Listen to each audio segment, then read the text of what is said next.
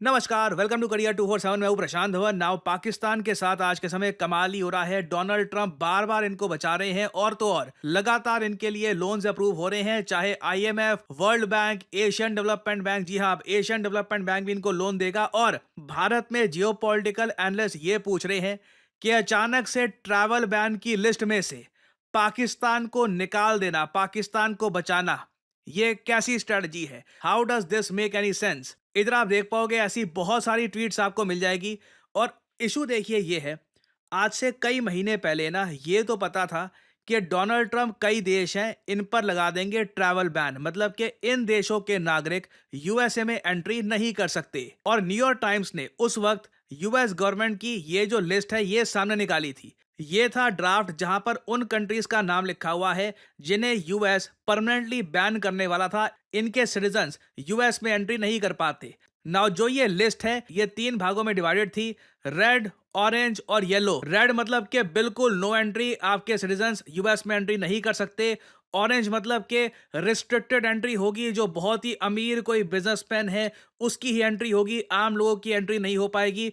और येलो मतलब कि 60 दिन का टाइम मिलेगा, जो भी प्रॉब्लम्स हैं इनको ठीक कर लो, नहीं तो इस कंट्री को भी ऑरेंज में डाल दिया जाएगा। नाउ जो ड्राफ्ट न्यूयॉर्क टाइम्स ने निकाला था उसमें साफ साफ पाकिस्तान का मेंशन था। इंटरेस्टिंगली रशिया का भी मेंशन था, मगर पाकिस्तान का मेंशन साफ साफ था। और पाकिस्तान की गवर्नमेंट ने उसके बाद से काफी, इन्होंने लग रहा है कि बिहाइंड द कर्टन कुछ स्टेप्स चले हैं डोनाल्ड ट्रंप को खुश करने के। और अब डोनाल्ड ट्रंप इतने खुश हो गए हैं कि जो फाइनल लिस्ट निकली है कंट्रीज की उसमें से पाकिस्तान का नाम हटा दिया गया है। नाउ इधर आप देख पाओगे ये हैं वो 12 देश जिनके नागरिक अब यूएसए में बिल्कुल भी नहीं जा पाएंगे। रीजन क्या है? मल्टीपल रीजन है। डोनाल्ड ट्रंप कह रहे हैं कि इनके नागरिक यूएसए की नेशनल सिक्योरिटी को थ्रेट हो सकते हैं।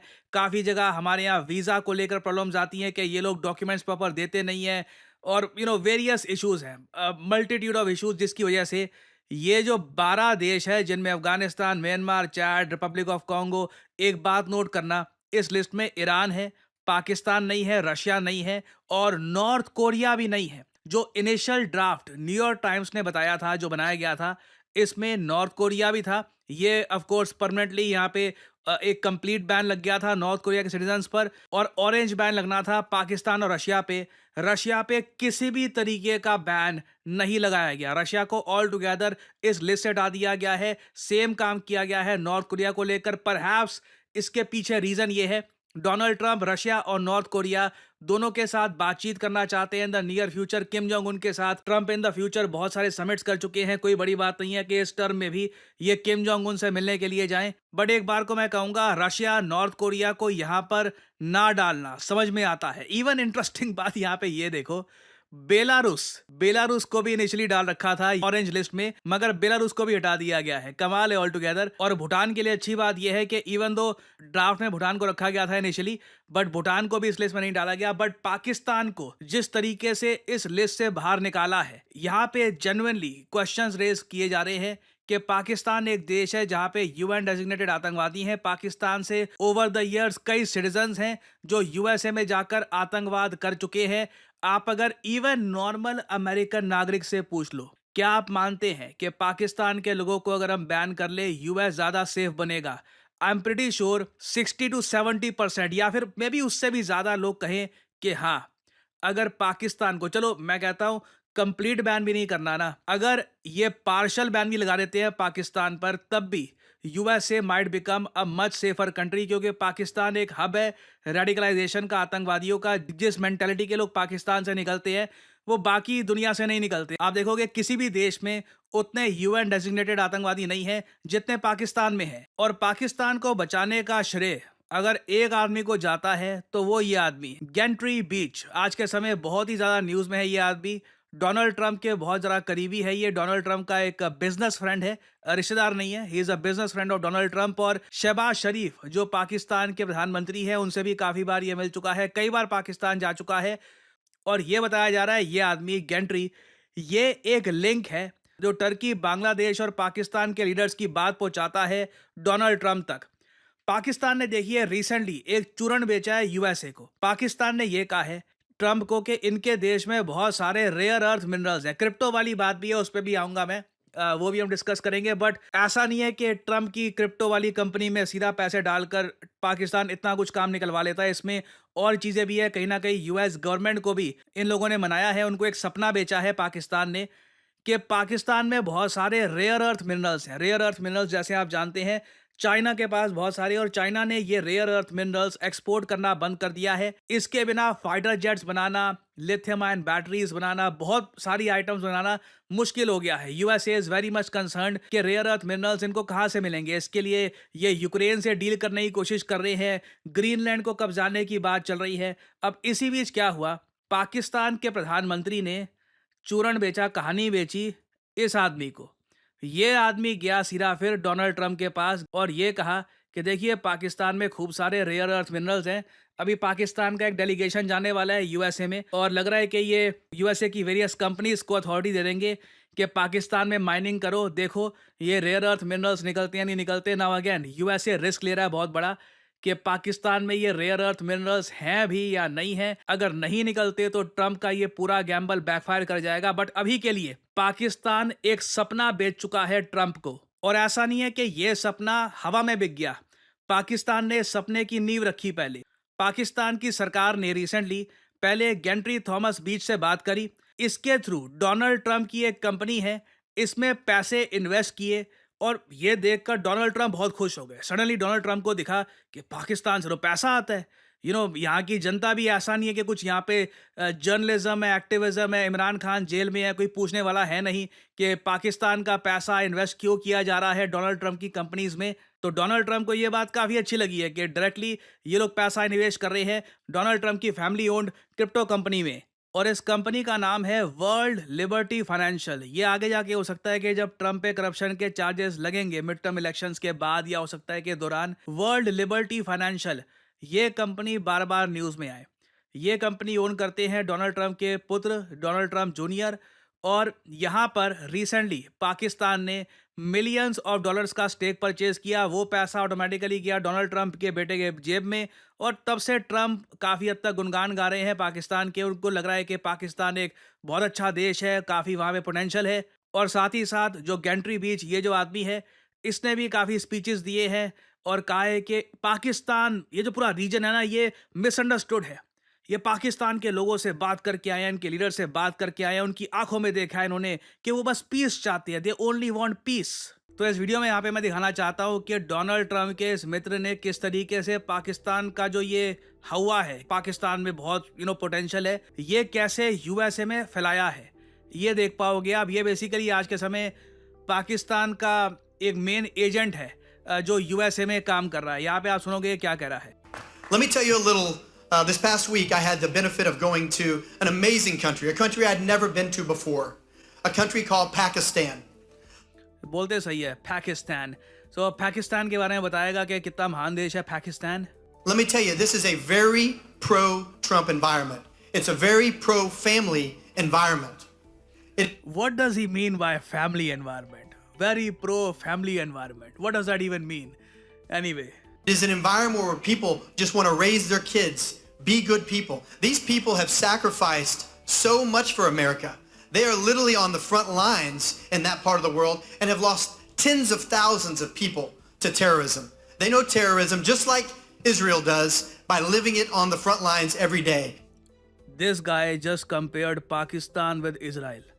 इस तरीके से अगर आप सोच रहे हैं ना कि डोनाल्ड ट्रंप इतना ज़्यादा प्रो पाकिस्तान कैसे हो गया, तो ऐसे लोग डोनाल्ड ट्रंप के आसपास हैं जो उसको कहते हैं कि जैसे इजराइल लड़ता है ना आतंकवाद से, पाकिस्तान भी लड़ता है आतंकवाद से। खैर ये सपना टूटेगा एक दिन, but it just goes to show कि किस लेवल की, I don't even have the words to describe this. I don't think आप भी डिस्क्राइब कर सकते हैं। कोई ये बोल दे कि पाकिस्तान इजराइल की तरह आतंकवाद से लड़ रहा है, पाकिस्तानी खुद हंस पड़ेंगे क्या बोल रहा है ये आदमी।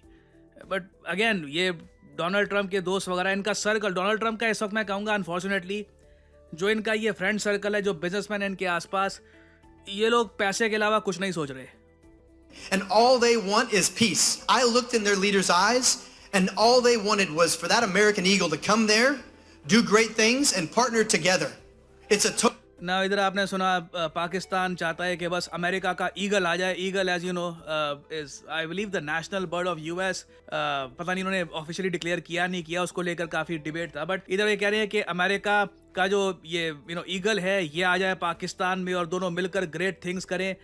भाई ने शायद देखा नहीं है यूएसए के झंडे कैसे जलाते हैं पाकिस्तान में ये लोग।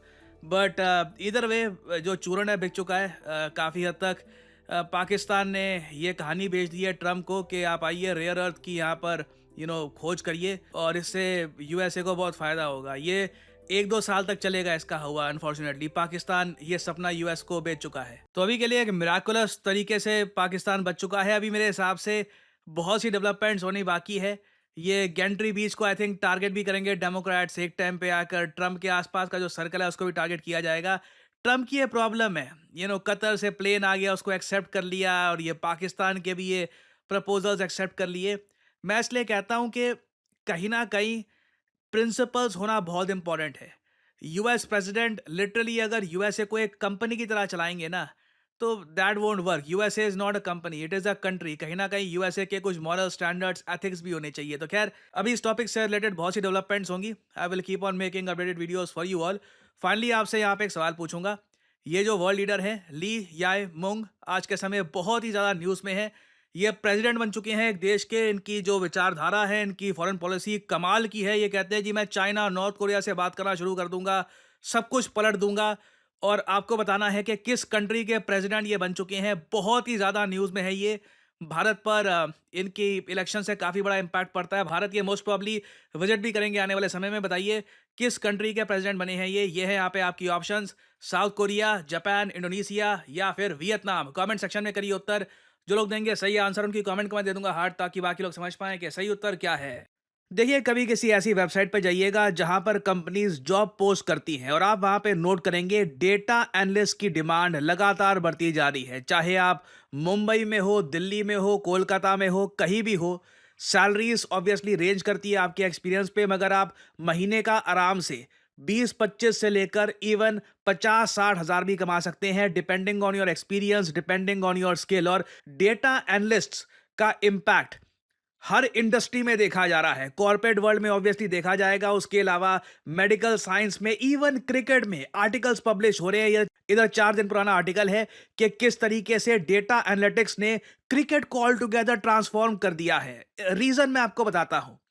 मैं आपको पहली बार दिखाता हूं कि डेटा एनालिस्ट की स्किल अगर किसी के पास आ जाए तो वो डेटा को कैसे प्रेजेंट कर सकता है। एक बार आपके पास डेटा एनालिस्ट की स्किल आ गई तो आप ये सब कुछ बना सकते हैं। आप देख पाओगे कितने खूबसूरत तरीके से आप एक कंपनी का प्रॉफिट, एक कंपनी के किस महीने में कितना रेवेन्यू गया, मार्केट शेयर कितना है, ये डिटेल में बना सकते हैं। अगेन ये सिर्फ ऐसा नहीं है कि बस आपने ये बस कलर स्कीम चूज करी और डेटा डाल दिया। इसमें फॉर्मूलाज, इसमें किस तरीके से डेटा आप डालोगे, किस तरीके से डेटा आप प्रेजेंट करोगे, सब कुछ मैटर करता है। और कंपनीज आज के समय ऐसे लोगों को पैसा देने के लिए तैयार है जो डेटा उनको इस तरीके से, इस फॉर्म में उनके सामने प्रेजेंट करे, ताकि कंपनीज डिसाइड कर पाए कि फ्यूचर में उनको क्या करना है, फ्यूचर में उनको कहाँ जाना है। करियर 247 का जो डेटा एनालिस्ट कोर्स है, इसकी मदद से ऑलरेडी कई हमारे स्टूडेंट्स ऐसे प्रोजेक्ट्स बनाने के काबिल हो चुके हैं। ये हमारे ही एक स्टूडेंट का आपको मैं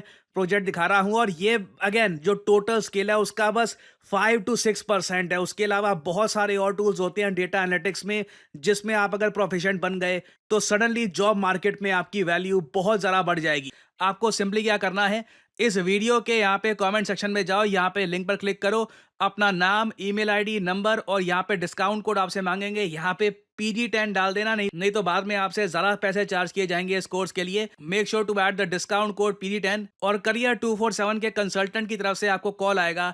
आप उनसे सवाल पूछ सकते हैं कि किस तरीके से अपना करियर आप स्टार्ट कर सकते हैं as a data analyst. So इसी नोट के साथ यह है वीडियो का अंत। Thank you for listening and as I always say, may the gods watch over you.